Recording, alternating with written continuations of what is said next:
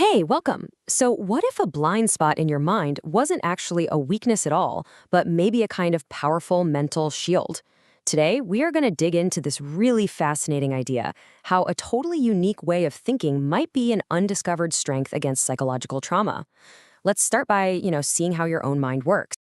All right, let's just try a quick experiment. Right now, wherever you are, just close your eyes for a second. Now try to picture a bright red apple. Can you actually see it? Like the shine on its skin, the little stem, maybe a leaf? Go ahead and hold that image. Or maybe the lack of one. Okay, so if you closed your eyes and just saw, well, nothing, just darkness, maybe the idea of an apple but no actual picture, you might have something called aphantasia. And listen, it's not a disorder or anything like that. It's just a different way your brain experiences thought. Think of it as a mind without a mind's eye. So, how in the world does this relate to trauma? Well, to really understand the connection here, we're going to build out a powerful metaphor. Let's lay the first stone, shall we? Just imagine for a second that your mind is a fortress, right? It's got walls, defenses, a whole command center in the middle. It's the very structure you live in every single moment of your life. It's the seat of your consciousness. And what's the number one job of this fortress?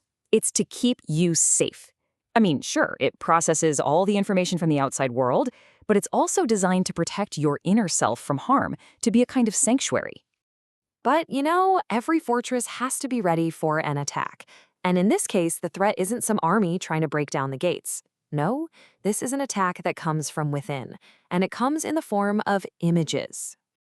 These attackers have a pretty brilliant name, actually: zombie nouns. These are those negative, intrusive images that can just storm your mind without any invitation. Flashes of a bad memory, a worst-case scenario playing out, or a past trauma. And the thing about these zombie nouns is that they are, by their very nature, completely unwanted. They're often incredibly vivid, almost real, and they cause some serious distress. This isn't just a fleeting bad thought either. This kind of intrusive imagery is a core, debilitating symptom of conditions like post-traumatic stress disorder. Okay, so if your mind is a fortress, and these intrusive images are the attackers, how do they get inside? Well, for most people, the fortress has a very, very clear vulnerability. The fortress has windows, and these windows are your mind's eye, your ability to visualize, to picture that red apple we talked about a minute ago. Now, it's a powerful tool, for sure, great for creativity and memory, but it's also a wide-open entry point for these zombie nouns to just fly right in and cause all sorts of chaos. But what if your fortress was built differently? What if, from the very beginning, your fortress was constructed without any windows at all? And here is where it all clicks into place. On one side, you've got the typical mind, a fortress with windows, totally vulnerable to these visual intruders.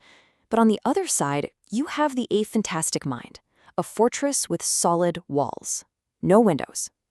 If the attackers are images and there are no windows for them to fly through, they just can't get in.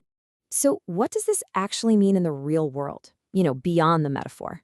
Well, this simple architectural difference could have some really profound implications for mental health and our resilience. This quote really gets right to the heart of it all. The fort has no windows, potentially protecting them from the intrusive imagery of PTSD.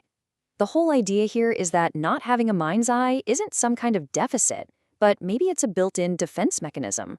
It might structurally protect a person from the visual part of trauma that haunts so many people. Let's break that down even simpler. Think of an intrusive memory like a movie. To be tormented by that movie, you need a screen to project it onto, right?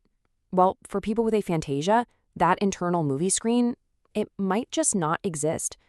The trauma is still there as a fact, they know it happened, but it might not be able to be re-experienced visually.